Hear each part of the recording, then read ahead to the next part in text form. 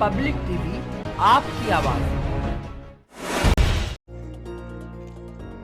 किसानों ने अपनी मांगों को लेकर केंद्र सरकार से आर पार की लड़ाई को शुरू किए हुए लगभग आगे 25 दिन बीत चुके हैं, लेकिन अभी तक किसानों की परेशानी का हल नहीं निकल सका है। किसानों का समर्थन करते हुए समाजवादी पार्टी व्यापार सभा के मंडल अध्यक्ष और ब्राह्मण सभा के प्रदेश अध्यक्ष सत्येंद्र शर्मा ने भाजपा सरकार को किसान विरोधी बताया है। उन्होंने किसानों की मांगे मानकर किसानों के हित में कार्य करने के लिए सरकार को चेताया है।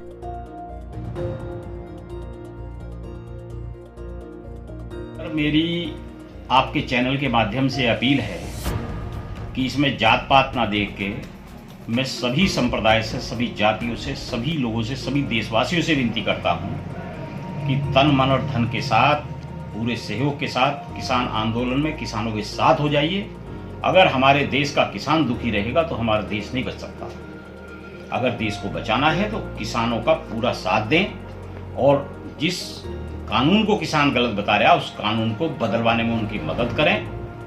किसान हमारे देश का अन्नदाता है और हमारे देश का ही नहीं, पूरी दुनिया को अगर भोजन कोई करा रहा तो हिंदुस्तान का किसान करा रहा, क्योंकि सबसे ज्यादा खेती किसानी हमारे गांव में ही, हमारे देश में ही है। और ये दुर्भाग्य है हमारे देश का कि आजादी के बाद पहली बार हमारे देश का किसान मजबूर होकर इस कड़ाके की सर्दी में पिछले 1 महीने से दिल्ली में सड़कों पर लेटा है।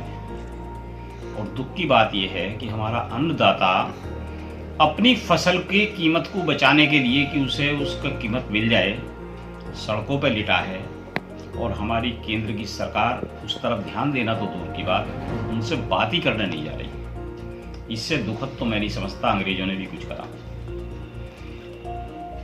सिर्फ इस समय जो केंद्र सरकार काम कर रही है पूरी जग जाहिर हो गया, हिंदुस्तान के कण-कण में ये बात पहुंच गई है कि हमारे माननीय प्रधानमंत्री जी सिर्फ 10% जो पूंजीपति हमारे देश के हैं उनके लिए काम कर रहे हैं। उन्हें किसानों से, खेती से, खलियान से, गांव से, गोट से कोई लेना देना नहीं है।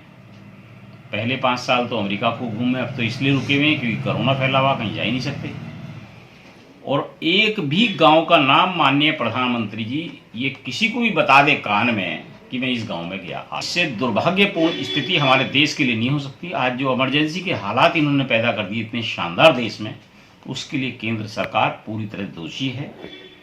और मैं ये कह सकता हूँ क्योंकि जब जब किसानों पर अत्याचार होते हैं तो इतिहास गवाह है कि किसानों ने तो धरती को बदल दिया। ये सरकार क्या चीज़ है? किसान इसका जवाब देगा। तो क्योंकि किसान ना तो किसी जाति में बंधा हुआ है, ना किसी धर्म में बंधा हुआ है। हर संप्रदाय, हर जात, हर पात वो किसान हैं। आज अगर शहर में भी कोई आबादी रह रही है तो वो भी जन्मजात किसान हैं, गांव से आए हैं वो भी, ये नहीं भूलना चाहिए। तो हमारी सरकार कह रही है कि हम बात कर रहे हैं, का प्रयास कर रहे हैं, लेकिन किसान मान सरकार कुछ नहीं कर रही, झूठ बोल रही। सिर्फ अंबानी जी के पोता हुआ तो मोदी जी सबसे पहले भाग के वहाँ गए उसके हालचाल लेने। और 3 किलोमीटर किसान बैठा वहाँ दिल्ली में बॉर्डर पे, उन्हें ये नहीं हुआ कि जाके किसानों के बीच में चौपाल में बैठ के उनसे बात करते, भाई बताओ क्या समस्या, मैं भी हल करवाता हूँ। जब भगवान ने उन्हें सारी पावर्स दी हैं तो उनका सदुपयोग क्यों नहीं करते? क्यों 5 आदमियों के लिए काम कर रहे हैं? ये नहीं समझना चाहिए कि किसान अकेला है, किसान के साथ पूरा देश है। सरकार को बहुत गंभीरता से अगर अपने अस्तित्व को बचाए रखना है तो किसानों की हर मांग को मानते हुए इस वर्तमान जो कानून पारित करा है उस पर जिद ना करते हुए उसे कैंसिल कर दें और किसानों से बात करके बीच का रास्ता निकालें और उस कानून को बदल के उनके अनुरूप बनाया जाए। पब्लिक टीवी आपकी आवाज़।